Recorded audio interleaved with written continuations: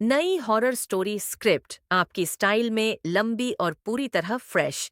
संगीत कहानी शुरू होने से पहले एक काम जरूर करना। कमेंट में लिखो तुम किस शहर से ये कहानी सुन रहे हो, क्योंकि इस बार जिस शहर का नाम सबसे ज्यादा लिखा जाएगा, अगली कहानी उसी शहर की होगी। और हाँ, अगर तुम अकेले में ये कहानी सुन रहे हो तो सब्सक्राइब कर लो, क्योंकि अगली बार जब कोई तुम्हारे कमरे में सांस लेता हुआ महसूस होगा तो हो सकता है वो कहानी तुम्हारे नाम की हो। कहानी: खोए हुए स्टेशन की आखिरी ट्रेन। राजस्थान और मध्य प्रदेश की सीमा पर एक जगह है, नागवन। नक्शे में नाम है, पर वहां कोई जाता नहीं, क्योंकि जो वहां गया वो वापस आया जरूर, पर अपना नहीं रहा। Station number 13, Nagvan junction.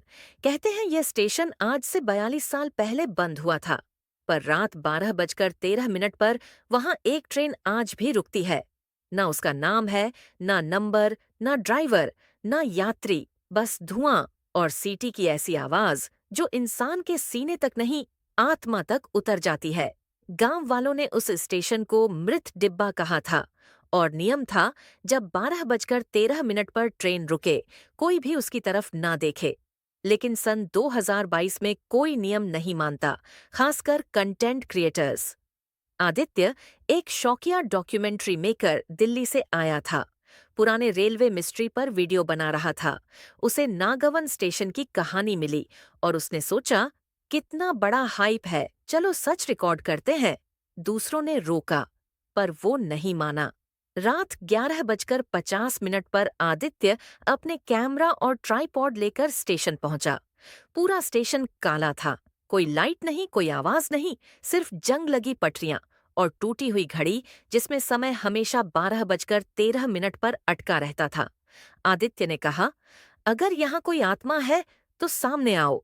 उसी क्षण घड़ी हिली, सुई अपने आप चलने लगी। धीरे धीरे 12 बजे, 12:05, 12:10, और फिर हवा का एक झोंका आया और कैमरा अपने आप ऑन हो गया। 12:13 ट्रेन आई, पर आवाज पहले आई, जैसे किसी ने 50 साल पुरानी सीटी बजाई हो। पटरियों पर धुआं छाया, स्टेशन के बोर्ड पर जमी धूल उड़ने लगी, और फिर एक ट्रेन धीरे धीरे चुपचाप स्टेशन में घुसी। ना पहियों की आवाज, ना इंजन की रोशनी, ना ड्राइवर, बस खाली डिब्बे जो अंदर से अंधेरे नहीं, लाल थे, जैसे किसी ने अंदर आग जलाई हो और राख अब भी जीवित हो।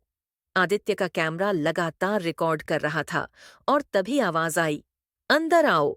आवाज किसी महिला की लग रही थी, लेकिन स्टेशन पर कोई और नहीं था। आदित्य ने हिम्मत करके ट्रेन के पहले डिब्बे में झांका। अंदर सीटें नहीं थीं, सिर्फ पुराने जले हुए बैग, टूटी चूड़ियां और दीवारों पर उकेरी गई उंगलियों की खरोंचें। यहां से निकलो, किसी बुजुर्ग की आवाज आई। आदित्य पलटा। पीछे एक बूढ़ा आदमी खड़ा था, बिल्कुल सफेद कपड़े, पर पांव नहीं, अधूरी आकृति। उसने कहा, ये ट्रेन यात्रियों को ले नहीं जाती, उन्हें बना देती है, तू जा। पर आदित्य बोला, मैं सच जानने आया हूं। बूढ़ा मुस्कुराया, सच जान लेगा तो जीवित नहीं रह पाएगा। तभी ट्रेन के तीसरे डिब्बे से चीख आई, इतनी तेज जैसे कोई पूरी ताकत से दरवाजा पीट रहा हो। आदित्य उधर भागा। डिब्बे का दरवाजा अपने आप खुला, और अंदर एक लड़की बैठी थी, आंखें पूरी काली, हाथों में पिघली हुई चूड़ियों की लकीरें, चेहरे पर डर नहीं, बस खालीपन। वो हिली नहीं, सिर्फ बोली, मैं उतर नहीं सकती, तू भी मत उतरना। आदित्य कांप गया, पूछा, तुम कौन हो? उसने बस एक ही नाम कहा, पूर्णिमा। और उसी क्षण पूरा स्टेशन दहाड़ने लगा। ट्रेन अपने आप हिलने लगी, डिब्बों के खिड़कियों पर हाथ उभरने लगे, और स्टेशन की घड़ी रुक गई। ट्रेन ने आदित्य को चुन लिया था। बूढ़ा बोला, भाग, वरना तू भी इस ट्रेन का हिस्सा बन जाएगा। आदित्य भागा। कैमरा गिरा, पटरियों पर दौड़ता रहा। गांव की तरफ पहुंचा तो उसके फेफड़ों से धुआं निकल रहा था।